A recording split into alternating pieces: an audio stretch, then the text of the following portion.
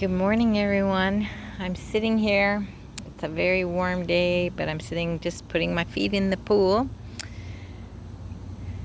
And I had this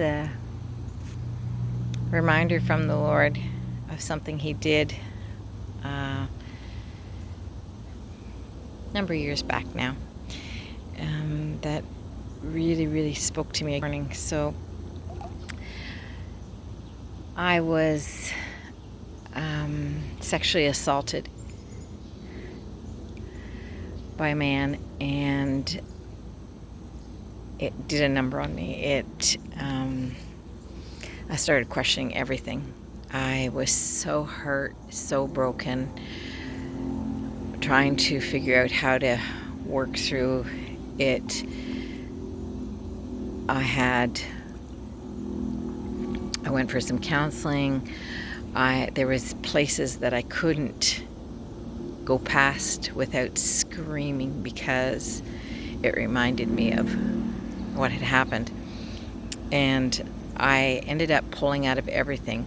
I think I slept at one point for 3 days, like just would wake up, go back to sleep, wake up, go back to sleep. And I pulled out of, I was part of the women's ministry. I was very much in my church doing different things, and I stopped doing everything. I didn't go to church. I didn't talk to people other than my husband and I think one of my sisters. And I just couldn't bear to even talk to anybody. And one morning, probably about 6 weeks in, I said to my husband that I wanted to listen to church. But I said I didn't want to listen to our church. I wanted to listen to Robert Morris, and I think partly because it didn't connect me to anybody, and I really do love listening to him. But so I was listening to him, and the worship started, and they sang this song that I had never heard before, and it's called Reckless Love. And I'll read some of the lyrics to you. It says, "Before I spoke a word, you were singing over me. You've been so good to me. Before I took a breath, you breathed your life in me. You have been so kind to me. Oh, the overwhelming, never-ending, reckless love of God. Oh, it chases me down, fights till I found, leaves the 99. I couldn't earn it, and I don't deserve it, and still you give yourself away. Oh, the overwhelming, never-ending, reckless love of God."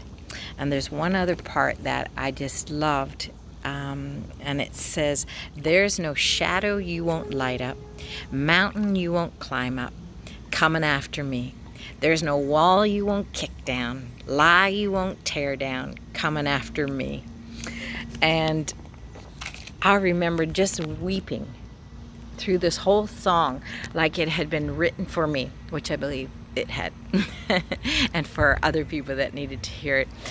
But it just spoke to my heart that it said, because I wasn't praying, I wasn't reading the Word anymore, I wasn't talking to the Lord, I wasn't walking, which is a huge thing for me. All those things I had just stopped because I couldn't bear it.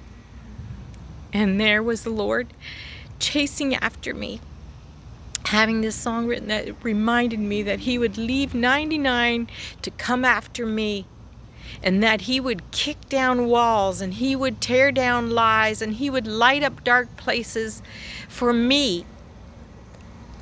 And it was the most amazing morning. Something turned for me that morning, because God gave somebody a song that spoke to everything that I was feeling, and that reminded me that He would come after me, even if I went to the darkest place, which is part of Psalm 139. Even if I go to the deepest of graves, you will still be there. And so He came after me because He loves me, and He will do the same for you. He will fight for us. And so if you feel like you're in a pit, don't think that God isn't fighting for you, that he is coming for you, that he is going to kick down everything that needs to be taken apart in order to get to you, to bring you back to himself. And I was thinking in that time that I just could not pull myself out of that.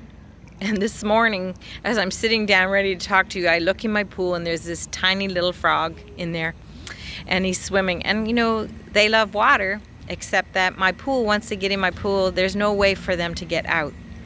And so that frog needed me to pull him out of a place that looked like it normally was okay.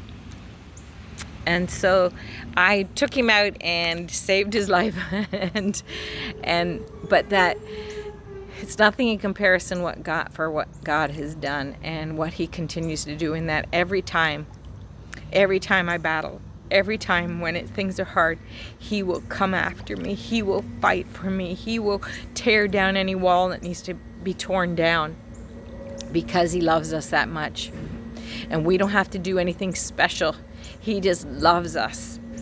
So I just am praying for you this morning. If there's something that has caused you to feel like you just can't get back up again, there's God who loves you so much that he will fight for you, that he sings over you, that he will leave the 99 to come after you. He loves you that much. And I pray today that you will have an understanding, a fresh revelation of how much he loves you. God bless you.